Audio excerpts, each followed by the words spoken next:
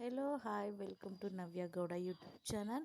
ಇವತ್ತು brinjal rice ಹೇಗೆ ಮಾಡೋಣ ಅಂತ ಬನ್ನಿ ಸಿಂಪಲಾಗಿ ಮಾಡೋಣ. ಒಂದು ಬಾಣಲಿಗೆ 1 ಸ್ಪೂನ್ ತುಪ್ಪ ಹಾಕೋದಾಗಿದ್ದೀನಿ.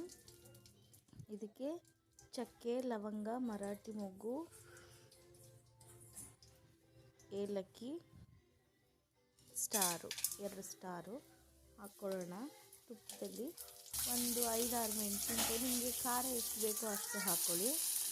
ಶುಂಠಿ 1 ಇಂಚು, 1 ಈರುಳ್ಳಿ, 1 ಬೆಳ್ಳುಳ್ಳಿ, ಇದನ್ನು ಫ್ರೈ ಮಾಡ್ಕೊಳ್ಳೋಣ ಲೈಟಾಗಿ.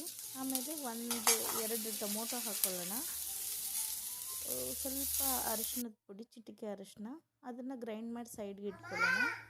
ಒಂದು ಪಾತ್ರೆಗೆ 1 ಸ್ಪೂನ್ ತುಪ್ಪ, 3 ಸ್ಪೂನ್ ಎಣ್ಣೆ ಹಾಕ್ಕೊಳ್ಳೋಣ.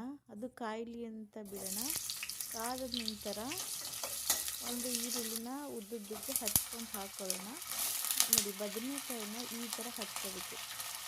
ಈ ಥರ ಹಚ್ಕೊಂಡು ಚೆನ್ನಾಗಿರುತ್ತೆ. ಹಚ್ಕೊಂಡು ಫ್ರೈ ಮಾಡ್ಕೊಳ್ಳೋಣ. 2 ಟೊಮೊಟೊ ಹಾಕ್ಕೊಳ್ಳೋಣ. ಈಗ ನೋಡಿ, ರುಬ್ಬಿರೋಂಥ ಮಸಾಲ ಹಾಕ್ಕೊಂಡು ನೀಟಾಗಿ ಫ್ರೈ ಮಾಡ್ಕೊಳ್ಳೋಣ. ರುಚಿಗೆ ತಕ್ಕಷ್ಟು ಉಪ್ಪು ಹಾಕ್ಕೊಳ್ಳೋಣ.